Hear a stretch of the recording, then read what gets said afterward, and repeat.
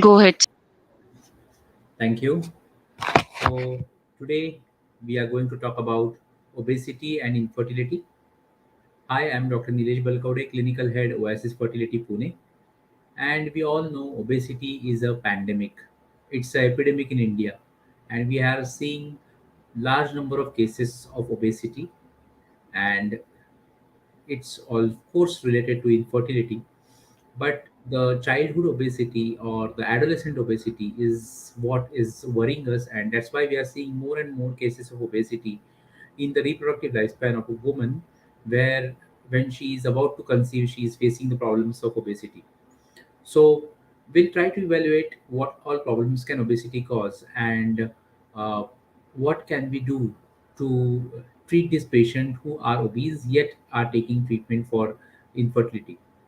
So the prevalence of obesity is quite high in India, and as I had recently said, that India has become the world capital of diabetes, and also large number of obese patients is a contribution to this diabetes mellitus rise in India. Then we have a high prevalence of obesity in infertility cases as well, because of its association with PCOS. That is also one of the reasons. Obesity in itself is associated with variety of complications and other associated problems or disorders.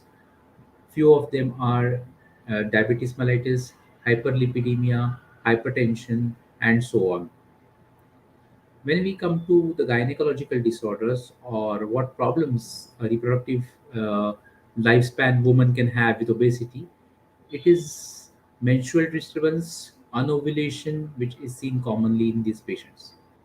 Now, this is because of the decreased action of gonadotropins and decreased gonadotropin release by the pituitary, because of the complex mechanism which is involved in obesity.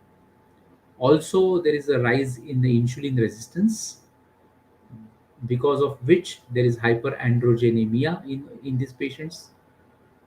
Irrespective of whether they are PCOS or not, these all complications can be present. If the patient is PCOS and she is obese, then again the problems enhance manifold. What is the problems such a woman will have when she tries to conceive? So she can come with subfertility or infertility. There will be increased miscarriage rate, increased risk of pregnancy complication in obese female. The outcomes will be poor when it comes to natural conception, or when it comes to assisted reproduction. In those patients also, there will be poor outcomes. So what is an ideal BMI? Normally for Asian scenario or Indian scenario, BMI of around 18 to 23 is considered as normal.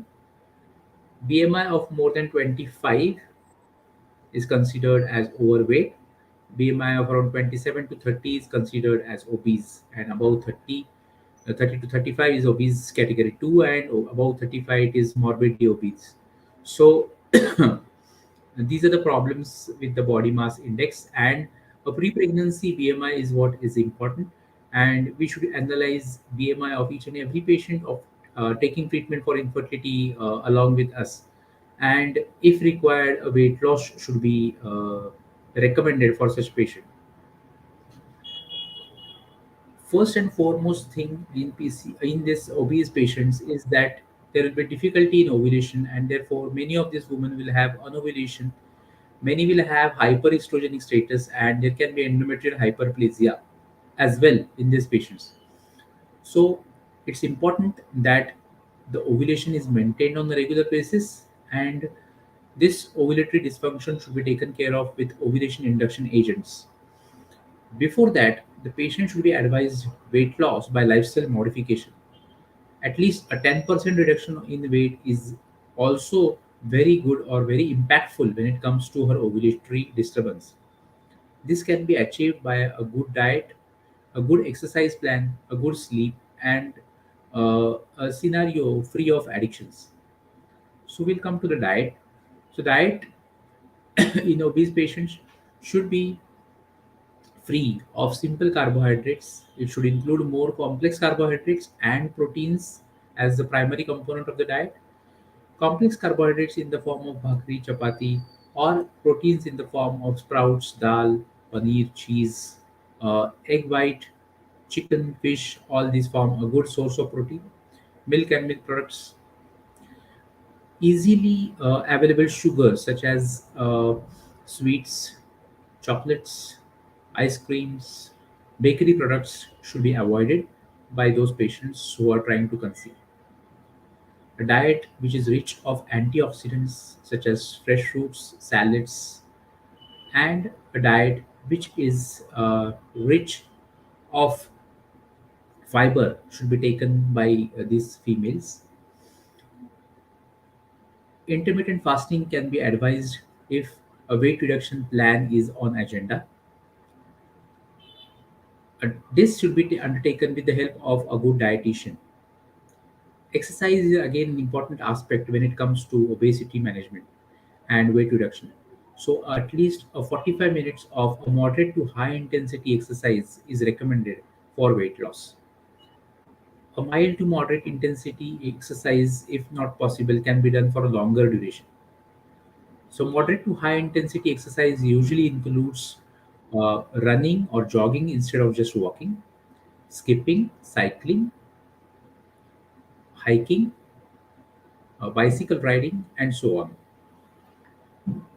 This, along with or without yoga, should be followed.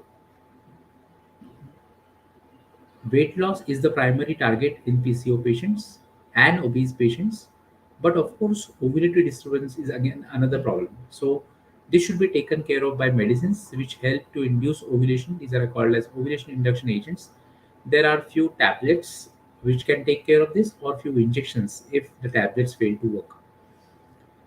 If the first line of management doesn't work, then we can go to the next line of management. In such patients, we should try to use insulin sensitizing agents as adjuvant therapy.